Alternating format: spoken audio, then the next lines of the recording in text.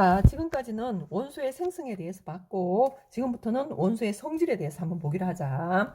일단 원소라는 거는 물질을 구성하는 가장 기본적 성분을 원소로 하고, 현재까지 한 110여 종류가 발견이 되었어.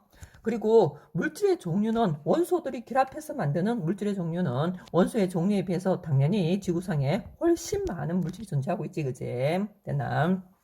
자, 원소의 성질을 이해하려면 주기율표를 이해를 하셔야 되는데, 자, 성질이 비슷한 원소가 주기적으로 나타나는 현상을 주기율이라 해. 주기율. 그 다음에 그걸 표로 정리한 걸 주기율표라고 하는 거지. 되나? 자, 최초의 주기율표는 멘델레예프란 학자가 그 당시 발견된 63종의 원소들을 원자의 질량, 원자량 순서로 배열을 해가지고 만든 건데, 됐나? 최초로 만든 주기율표가 원자량 순서로 멘델레예프라는 분께서 만드신 거야. 자, 그렇게 배열을 시켜보니까 몇몇 원소들의 성질이 주기성에서 어떻게 된다고 벗어나는데 이유를 알지 못했지. 자, 그러다가 1913년 모줄리라는 학자가 그 당시 발견된 원소들을 원자 번호 순수로 어떻게 한다고 배열, 즉 원자 번호 양성자 순수로 배열하니까 그 문제를 해결할 수 있게 되더라는 거지. 되나? 자, 그래서 현대의 주기율표는 모줄리를 따라서 무슨 순서로 양성자 수, 원자 번호 순서로 배열한 주기율표를 사용하고 있고, 그 주기율표에는 족과 뭐가 있다고? 주기가 있는 거지. 족은 세로줄을 족이라 하고 1에서 몇 족까지 있다고? 18족까지 있어. 그리고 같은 족에 배열된 원소들은 화학적 성질이 어떠하다고? 화학적 성질이 비슷해. 자, 미리 얘기하는데 왜 화학적 성질이 비슷하냐고 물으면 얘들은 같은 족에 있는 애들은 원자과 전자수가 어떠하다고? 같아서. 중요해. 뒤에서 한 번 더 얘기할게. 맨 바깥 껍질에 있는 전자수, 원자과 전자수가 같아서 같은 족에 있는 원소들은 화학적 성질이 비슷하다는 거지. 자, 그 다음에 주기는 가로줄을 주기로 하고 이래서 몇 주기까지 있다고? 7주기까지 있어. 그리고 같은 주기의 애들은 전자 껍질 수가 어떠하다고? 껍질. 수가 같도록 배열이 돼 있어. 되나? 자, 그러면 원자의 전자 배치가 어떻게 들어가는지 봐야 이해를 할 수 있겠지, 그치? 전자 껍질을 하면 원자 핵 주위에 전자가 운동하는 특정 에너지 준위의 궤도를 뭘 한다고? 전자 껍질이라 해. 자, 그 껍질에다가 전자를 배치시킬 때 원자 핵에 가까운 전자 껍질부터 전자를 말하고 배치를 시켜야 돼. 그리고 각 전자 껍질에 최대 들어갈 수 있는 전자 수는 첫 번째 껍질에는 몇 개밖에 못 들어가더라고. 2개밖에 못 들어가고 그 다음에 두 번째하고 세 번째 전자 껍질에는 최대 몇 개까지? 8개까지 들어갈 수 있더라는 거지. 그런 식으로 전자를 배치시켰을 때 맨 바깥쪽 껍질의 전자수를 체외각 전자수라고 해. 체외각 전자수라고 한다. 되나? 요 체외각 전자수는 족의 끝자리수와 일치하게 되고 그 다음에 가장 바깥 껍질에 있는 전자 중에서 화학 반응에 참여해서 원소의 화학적 성질을 결정하는 전자들을 원자가 전자라고 해. 원자가 전자. 되나? 일반적으로 원소들의 체각 전자수하고 원자가 전자수는 같은 경우가 많은데 18쪽만 달라. 그래서 주의해서 기억을 해야 돼. 자, 주기율표를 하는 김에 우리는 같이 체외각 전자수하고 원자가 전자수하고 같이 확인을 해보도록 하자. 자, 여기 주기율표가 이렇게 딱 있잖아요. 그지? 보시면 1쪽부터 해서 몇 쪽까지 있다고? 18쪽 세로줄 있지, 그지? 자, 그러나 여기 보면 1쪽, 2쪽 다음에 3쪽이 아니라 13쪽 나와 있다는 거 주의하셔야 되겠지. 당연히 주기율표, 전체 주기율표에는 3족부터 12족까지도 있어. 그러나 우리는 1번, 원소번호 1번부터 20번까지 있는 단주기율표 위주로 공부를 할 거니까 요 정도만 정확하게 암기를 해 두시면 고등학교 3학년 때까지 아주 유용하게 사용할 수 있다는 거지. 됐나? 그래서 우리는 1족, 2족, 그 다음 13족, 14족, 15족, 16족, 17족, 18족 이렇게 배울 거야. 자, 주기는 전자 껍질 수에 따라서 결정이 된다고 했다, 그지? 1주기, 2주기, 3주기, 4주기부터 7주기까지 있지만 우리는 4주기까지 보기로 하자. 되나? 자, 그러면 옆에 그림 보시면 여기 원자가 있으면 이렇게 가운데 원자 핵이 있다고 했지, 그지? 그리고 그 주변에 전자가 도는 길, 그걸 궤도라고 한다고 했지, 그지? 됐나? 또는 전자 껍질이라고 해. 껍질이 한 개, 두 개 이렇게 있다는 거지. 근데 첫 번째 껍질에는 전자가 2개밖에 못 들어간다고 했지. 그래서 1주기에는 수소하고 헬륨하고 원소 2종류밖에 없는 거야. 됐나? 이렇게 먼저 전자들이 수소는 1개 가질 거고 헬륨은 2개 가질 거고 이렇게 채워지는 거지. 그 다음 리튬 같은 경우는 전자가 3개니까 두 번째 껍질에 전자를 1개 이렇게 가지게 되는 거지. 됐나? 그 다음에 두 번째 껍질엔 전자가 8개 들어갈 수 있다고 했으니까 리튬부터 해서 네온까지 8종류의 원소들이 존재하게 되는 거지. 그래서 특히 원자번호 10번 네온은 첫 번째 껍질에 2개의 전자를 가졌고 두 번째 껍질에 8개를 가져서 8개의 전자를 가져가지고 총 10개의 전자를 갖고 있는 그런 상태가 되는 거지. 그 다음 나트륨 같은 경우는 11번이니까 전자가 11개지. 그러면 두 번째 껍질에 더 이상 전자를 넣지 못하고 세 번째 껍질에 이렇게 전자를 1개 가지게 되는 거지. 자, 그런 원리로 채워나가다 보니 일족 원소들은 최각전자가 1개가 되고 그놈들이 전부 화학 반응을 통해 18쪽과 같은 전자 배치가 되려고 해. 그래서 원자과 전자도 화학 반응에 다 참여를 하니까 1이 되는 거지. 자, 2족 원소도 마찬가지고 2개고 2가 되는 거고 13족도 3이 되고 그다음에 4, 5, 6, 7 이렇게 같이 가게 돼. 자, 그러나 18쪽 같은 경우는 네온이나 아르곤 같은 애들은 최외곽 전자수는 8개, 8개. 그러나 전자 껍질이 딱 채워졌기 때문에 그 8개의 전자가 반응을 하려고 하지 않아. 자, 그래서 원자과 전자수는 몇 개가 되냐면 0이 돼. 됐나? 그래서 18쪽 원소들은 반응을 하지 않고 혼자 똑똑 떨어져서 존재하게 돼. 그래서 얘들을 18쪽 원소를 뭐라고 하냐면 우리는 비활성 기체라고 해. 반응을 하지 않는다 해서 비활성 기체라 하고 얘들은 혼자 떨어져서 똑똑 존재한다는 것도 좀 알아주시고. 자, 족별로 화학적 성질이 비슷하다고 했지, 그지? 원자과 전자수가 같아서. 그래서 우리는 이 주기율표에 있는 대표 족들을 몇 가지 볼 거야.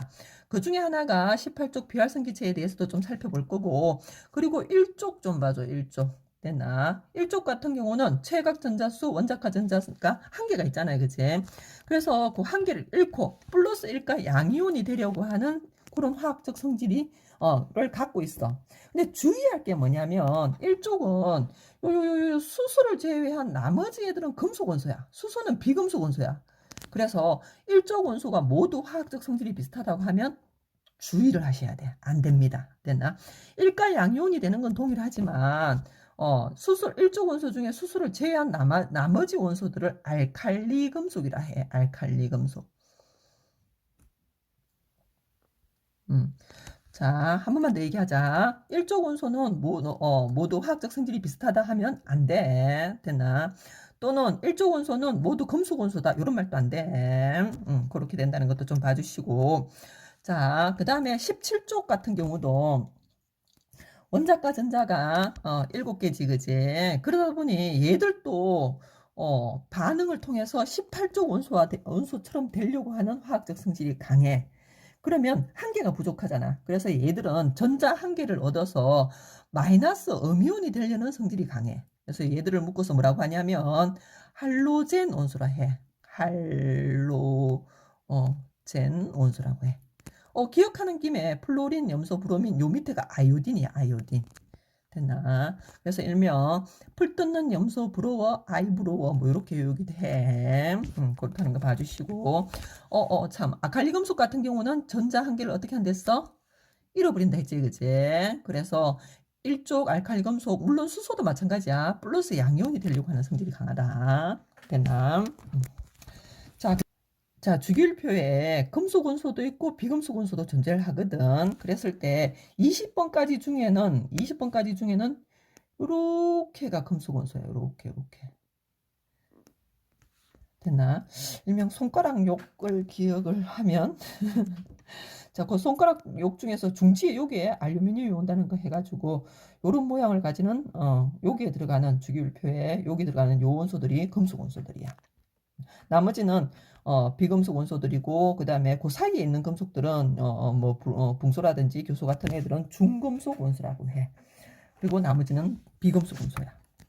자, 20번까지 봤을 때는 비금속 원소의 수가 훨씬 많은데 전체 주기율표에서 비교를 했을 때는 금속 원소수가 월등히 많다는 것도 좀 알아줬으면 좋겠어.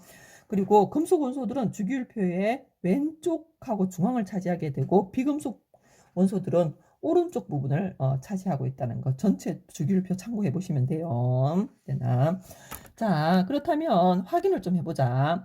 원자의 전자 배치를 확인할 건데 산소 같은 경우는 원자 번호 몇 번? 8번입니다. 8번. 8번이니까 양성자도 몇 개? 8개. 전자도 몇 개? 8개. 그렇게 되는 거지.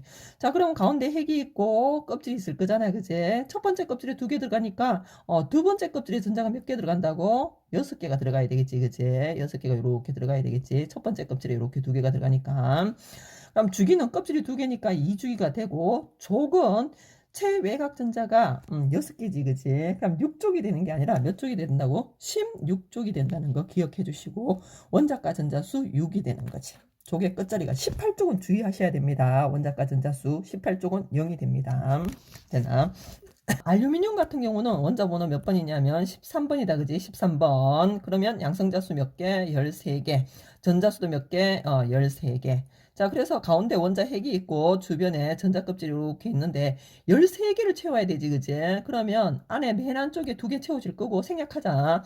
두 번째 껍질에 8개 채워져서 총 10개지. 그지? 그러면 마지막 세 번째 껍질에 여기에 몇 개가 들어있다고? 3개의 전자가 이렇게 들어있는 상태가 되는 거지.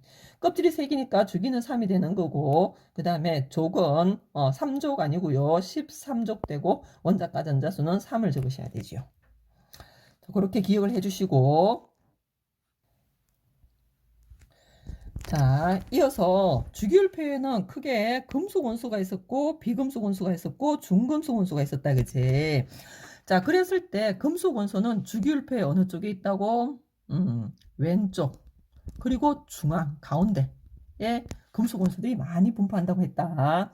그리고 금속 원소는 대부분 다 무슨 상태냐면 고체 상태야. 고체 상태. 그러나 수원만 무슨 상태라고? 액체. 금속 중에 유일하게 액체 상태인 게 수원이 있어.